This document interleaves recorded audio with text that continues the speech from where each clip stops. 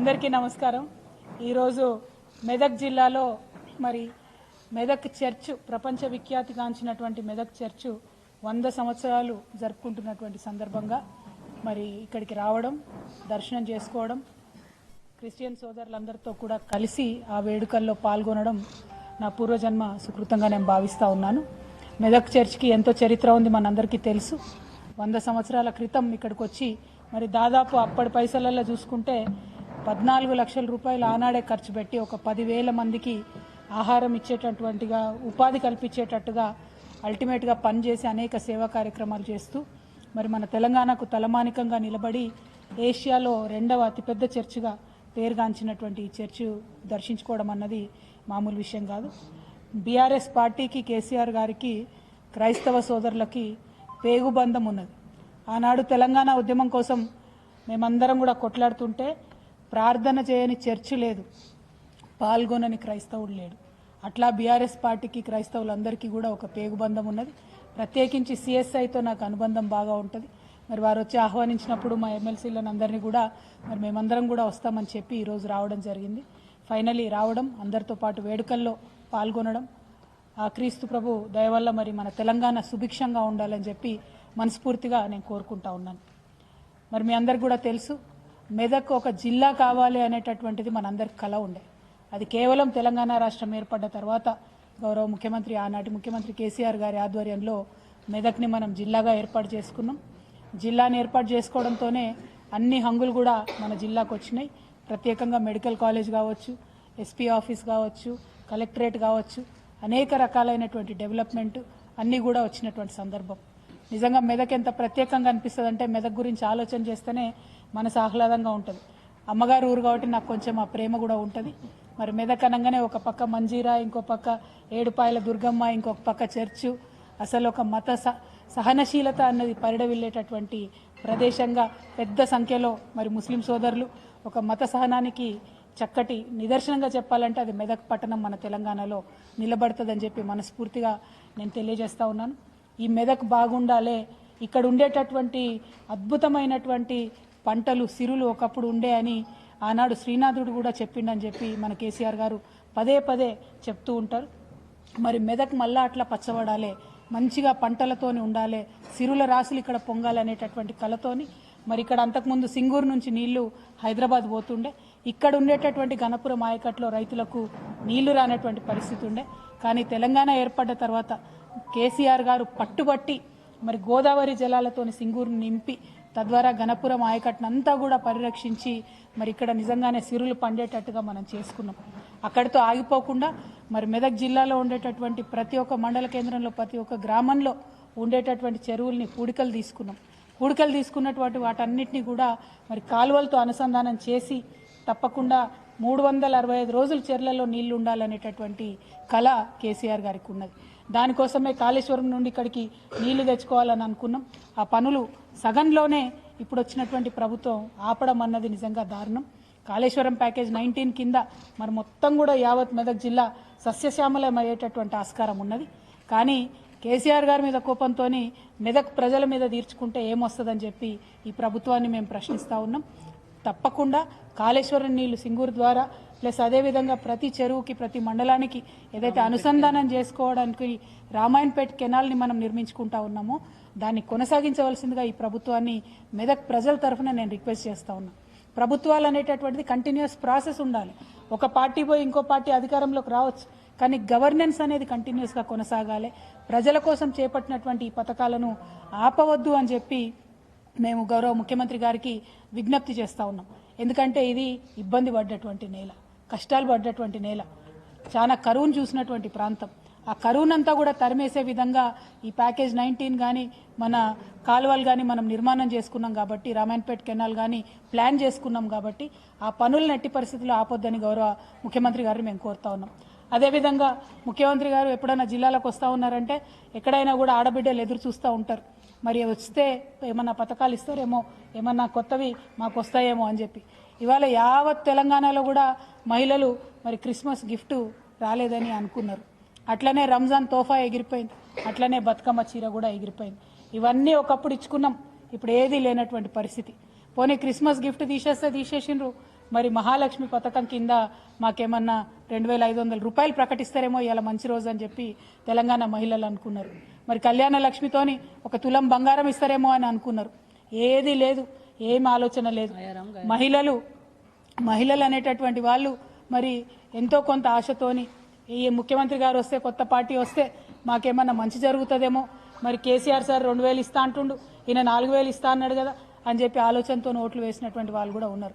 కానీ ఇలా సంవత్సరం అయిపోయింది, ఒక్కొక్క ఆడబిడ్డకి 2,000 వస్తున్న వాళ్ళకు 4,000 ఇస్తా అని ఇయ్యలేదు ఈ ప్రభుత్వం. కాబట్టి ఒక్కొక్క ఆడబిడ్డకి ఈ ప్రభుత్వం 24,000 రూపాయలు అప్పుబడి ఉందని చెప్పి నేను తెలియజేస్తా ఉన్నా.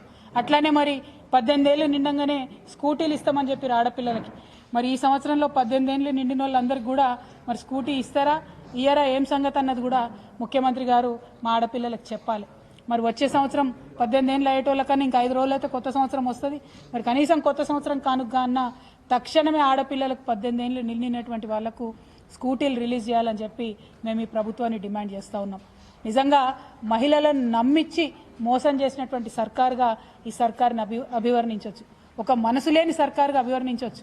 ఎందుకంటే కేసీఆర్ గారు ఒక ఆలోచనతోని కేసీఆర్ కిట్ అనేటటువంటి కార్యక్రమం పెట్టి మరి 12,000 రూపాయలు మగపిల్లగాడు పుడితే 13,000 రూపాయలు ఆడపిల్ల పుడితే కార్యక్రమాన్ని పెట్టడం జరిగింది. ఇవాళ కేసీఆర్ కిట్లు కనబడతలేవు. సరే ఫోటో మార్చుకోండి, పేరు మార్చుకోండి, కనీసం కిట్లన్నా ఆడబిడ్డలకు ఇవ్వాల్సిందిగా మేము డిమాండ్ చేస్తూ ఉన్నాం. ఎందుకోసం అడుగుతా ఉన్నామంటే కేసీఆర్ గారు ఒక మంచి నిర్ణయంతో ప్రభుత్వ ఆసుపత్రులలోనే ప్రసవాలు జరగాలి, ప్రైవేట్ హాస్పిటల్కి పోతే ఇల్లు గుల్లయ్యేటటువంటి పరిస్థితి ఉందని చెప్పి ఈ కార్యక్రమాన్ని పెట్టింది. కానీ మొన్నొచ్చిన డేటా చూస్తే మళ్ళా తెలంగాణ వ్యాప్తంగా ప్రైవేట్ హాస్పిటల్లో డెలివరీలు ఎక్కువైతున్నాయనేటటువంటి విషయాన్ని కూడా గమనించినాం. అదేవిధంగా నిన్నగాక మొన్న పోలీసు వాళ్ళు రిపోర్ట్ ఇచ్చిండ్రు, 40% పెరిగింది క్రైమ్ రేటు, 40%. అందులో కిడ్నాప్ రేట్లు పెరిగినాయి. అక్కడ ఒక పోలీస్ ఆయన చెప్తా ఉన్నారు, మేము ఎక్కువ కేసులు నమోదు చేస్తున్నాం కాబట్టి పెరిగినాయట. మీరు ఎంత ఎక్కువ కేసులు నమోదు చేసినా ఒక సంవత్సరంలో 5% పెరుగుతుండొచ్చు, కానీ ఏకంగా 40% క్రైమ్ రేటు పెరిగిందంటే అది కేవలం ఈ సర్కారు మహిళల పట్ల చూపిస్తున్నటువంటి నిర్లక్ష్యానికి నిదర్శనంగా కనబడతా ఉంది. ఇవాళ మహిళా భద్రత మీద మీకు సోయలేదు, మహిళలకు ఇవ్వాల్సిన పథకాల మీద మీకు సోయలేదు, ఏ అంశంలో కూడా మీరు పట్టనట్టుగా ఉంటున్నారు. దీన్ని మహిళలు చూస్తూ ఊరుకోరు, ఖచ్చితంగా ప్రశ్నిస్తామని చెప్పి ఈ సందర్భంగా తెలియజేస్తున్నాం. ఇంత మనసు లేకుండా మహిళలకు ఇచ్చిన మాటలకు మోసం చేస్తూ ఉన్నారు. ఒక పక్క మహిళలు, ఇంకో పక్క రైతులు.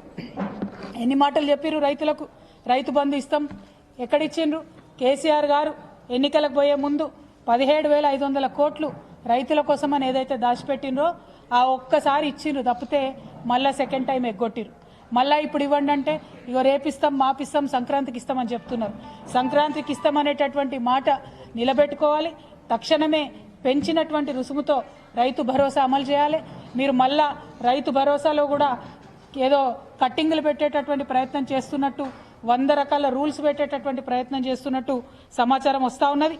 దాన్ని మేము సహించం. ఎందుకంటే చిరు ఉద్యోగులు ఉంటారు, చిన్న ఉద్యోగం ప్రైవేట్లో వేసుకుంటూ వాళ్ళు ఉంటారు, వాళ్ళకి ఇక్కడ భూమి ఉంటుంది, వాళ్ళ పేరెంట్స్ సాగు చేసుకుంటూ ఉంటారు. మరి వాళ్ళకి రైతు భరోసా ఇస్తారా ఇయ్యరా మీరు? ఎందుకంటే మోడీ గారు పెట్టినటువంటి రూల్స్ పెడతామంటారు. ఆయన పెట్టిన రూల్స్ పెడితే 30% మంది కూడా రైతు భరోసా రాదు. కేసీఆర్ గారు ఎటువంటి రూల్స్ లేకుండా రైతులందరికీ ఇవ్వాలి, సాగు చేసుకునే వారందరికీ ఇవ్వాలనేటటువంటి ఆలోచనతోని రైతు బంధు అనేటటువంటి కార్యక్రమం పెట్టారు. దాంతో ప్రైవేట్ రుణాలు లేకుండా చాలా చక్కగా రైతులు పంట వేసుకునేటటువంటి పరిస్థితి ఉండే.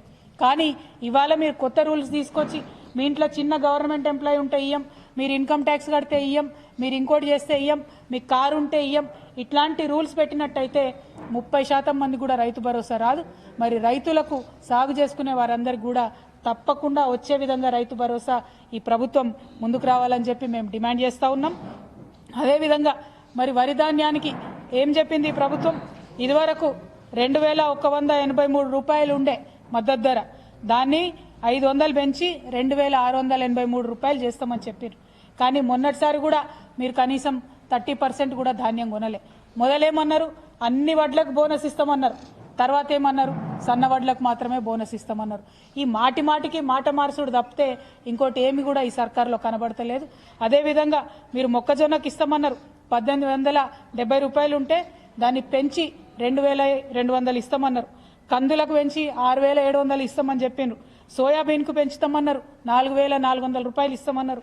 మరి పత్తికి పెంచి 6,500 రూపాయలు ఇస్తామన్నారు. అట్లానే మిర్చి సాగు చేసే రైతు చక్కగా ఉండాలి, 15,000 రూపాయలు మద్దతు ధర ఇస్తామని ప్రకటించారు. పసుపు రైతుకు 12,000 ఇస్తామని ప్రకటించారు. అట్లనే ఎర్రజొన్న రైతులకు 3,500 రూపాయలు ఇస్తామని చెప్పిండ్రు. మరి చెరుకు రైతులకు 4,000 రూపాయలు ఇస్తామని చెప్పిండ్రు. జొన్నలు వండించేటోళ్లకు 3,050 రూపాయలు ఇస్తామని చెప్పిండ్రు. వీటన్నిటినీ కూడా ఎగ్గొట్టిండ్రు. గత ఒక్క సంవత్సర కాలంగా ఏ ఒక్క పంటకు కూడా మీరు మద్దతు ధర ఇస్తలేరు. ఏ ఒక్క పంట మీద కూడా మీరు ఆలోచన చేస్తలేరు. మరి ఇక్కడ మెదక్లో, నిజామాబాద్లో, కోరుట్లలో చక్కెర ఫ్యాక్టరీ ఉంటుంది. మేము తెరిపించలేకపోయినాం. ఖచ్చితంగా కాంగ్రెస్ పార్టీగా మేము వచ్చిన తర్వాత తెరిపిస్తామని ఆనాడు పెద్ద పెద్ద మాటలు చెప్పిండ్రు, ప్రగల్భాలు పలికిండ్రు, ప్రజలను మభ్యపెట్టిండ్రు, ఓట్లు వేయించుకున్నారు. మరి ఇవాళ అడుగుతా ఉన్నాం, సంవత్సర కాలం అయిపోయింది. కేసీఆర్ గారు పెద్దలు చెప్పారు మాకు సంవత్సరం పాటు ఏమనకండి అని. మరి సంవత్సరం తర్వాత అడుగుతా ఉన్నాం కాంగ్రెస్ ప్రభుత్వాన్ని, రేవంత్ రెడ్డి గారిని, ఇవాళ మీరు మెదకొచ్చిపోయినరు, ఎప్పుడు తెరిపిస్తారు ఇక్కడ షుగర్ ఫ్యాక్టరీ, ఎప్పుడు తెరిపిస్తారు బోధన్లో షుగర్ ఫ్యాక్టరీ, ఎప్పుడు తెరిపిస్తారు కోరుట్లలో షుగర్ ఫ్యాక్టరీ అని ఇవాళ కాంగ్రెస్ ప్రభుత్వాన్ని మేము డిమాండ్ చేస్తూ ఉన్నాం. మరి మేము రాగానే చక్కెర ఫ్యాక్టరీ తెరిపిస్తాం, ఎన్ని వందల కోట్లైనా తెరిపిస్తామని ఆనాడు ప్రగల్భాలు పలికిన మీరు ఇప్పటి వరకు కూడా కనీసం దాని మీద రివ్యూ చేయకపోవడం ఏందని చెప్పి ఈ సందర్భంగా మేము డిమాండ్ చేస్తూ ఉన్నాం. అట్లనే ఏమన్నారు, రేషన్ కార్డులు మేము రాగానే ఇస్తామన్నారు. మీరు వచ్చి ఏడాదాయే ఇప్పటి వరకు పెండింగ్ ఉన్న ఇస్తలేరు, కొత్త ఇస్తలేరు, ఇంకా ఏమి కూడా ఇస్తారో ఇవ్వరో డౌట్ వస్తుంది.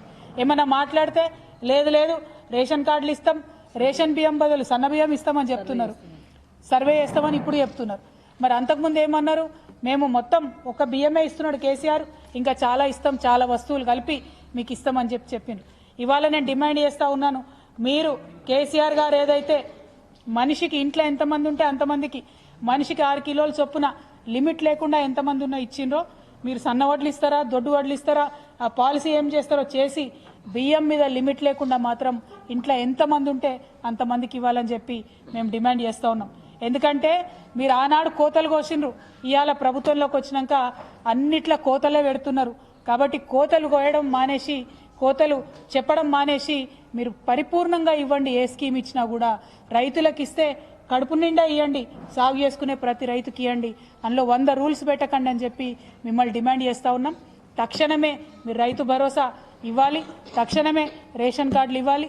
మీ మెదక్కు వచ్చి మీరు ఇవాళ చర్చకు వచ్చి పోయినారు, ఇక్కడ ఉండేటటువంటి షుగర్ ఫ్యాక్టరీని తక్షణమే రిలీజ్ చేయాలని చెప్పి ఈ సర్కార్ని డిమాండ్ చేస్తూ, మరీ ముఖ్యంగా మహిళలకు మీరు ఇచ్చినటువంటి మహాలక్ష్మి వాగ్దానం కావచ్చు, తులం బంగారం కావచ్చు, ఆడపిల్లలకు ఇస్తామన్న స్కూటీ కావచ్చు, తక్షణమే వాటి మీద కార్యాచరణ ప్రకటించాలే, ఇవ్వడం మొదలు పెట్టాలని చెప్పి ఈ సందర్భంగా డిమాండ్ చేస్తూ, మరి మెదక్కు వచ్చి మా మీడియా మిత్రుల్ని, మెదక్ జిల్లాలో ఉండేటటువంటి మా పార్టీ నాయకుల్ని, కార్యకర్తల్ని, అందరినీ, మెదక్ ప్రజల్ని ముఖ్యంగా కలిసేటటువంటి అవకాశం వచ్చినందుకు అందరికీ కూడా ధన్యవాదాలు తెలియజేస్తా ఉన్నాను. Thank you. జై తెలంగాణ. జై తెలంగాణ.